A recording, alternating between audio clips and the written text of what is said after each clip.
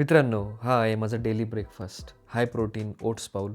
तुम्ही याला as a post workout मीलही कन्झ्युम करू शकता. फक्त 520 कॅलरीजच्या आसपास आणि जवळपास 40 ग्रॅम प्रोटीन, तेही एकाच बाउलमधून. DC फिट किचनवर मी महाराष्ट्रीयन घरात बनणाऱ्या इझी आणि फिटनेस फ्रेंडली रेसिपीज शेअर करत असतो, जे जिम करणारे आणि वर्किंग पीपल इझिली फॉलो करू शकता. जर तुम्हाला सकाळी कमी वेळ भेटत असेल किंवा वर्कआउट नंतर काय खायचं याचं नेहमी कन्फ्युजन असेल, तर ही रेसिपी तुमच्यासाठीच आहे. सिंपल इन्ग्रेडियंट्स आणि झिरो कुकिंग स्ट्रेस.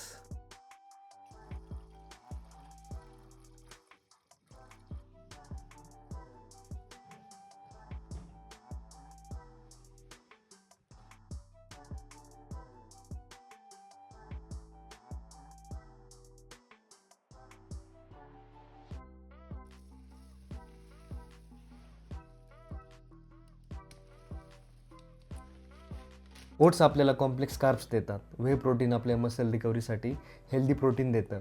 त्यानंतर जे सीड्स आहे ते आपल्याला हेल्दी फॅट्स देतात. म्हणूनच हे रेसिपी जी आहे ती बॅलन्स्ड मील आहे. सुरू करूयात आपली रेसिपी. जसं तुम्ही इथे बघू शकतात, मी एक पातेलं घेतलेलं आहे, ज्यामध्ये 1 कप मिल्क टाकलेलं आहे आणि गॅस जो आहे तो मी मीडियम फ्लेमवर ठेवला आहे. यामध्ये आपण प्लेन ओट्स टाकतोय. मी क्वेकर हा ब्रँड प्रेफर करतो, ज्यामध्ये 100% रोल्ड ओट्स असतात. तुम्ही हा ब्रँड प्रेफर करू शकता किंवा कोणताही ब्रँड ज्यामध्ये 100% रोल्ड ओट्स आहे असं तुम्ही कन्सिडर करा. अगदी 4 ते 5 मिनटानंतर जे ओट्स आहे ते अशा पद्धतीने ते थिक होतील. अशा वेळी समजायचं आहे की ओट्स आपले तयार झालेले आहे. अशा वेळी तुम्ही तुमचा गॅसही बंद करू शकता.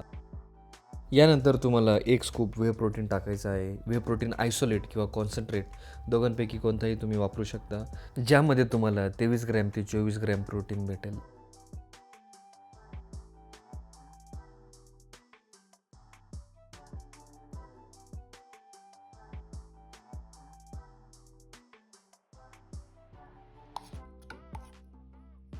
आपण इथे वापरतोय पंपकिन सीड्स, ज्याला डांगराच्या बिया असं म्हणतात, ज्याने आपल्याला हेल्दी फॅट्स भेटणार आहे.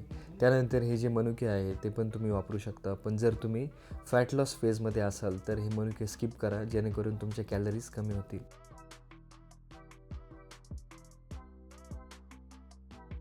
तर इथे तुम्हाला भेटत आहे 520 calories, 40 gram protein, 54 gram carbs आणि 8 ग्रॅम फायबर.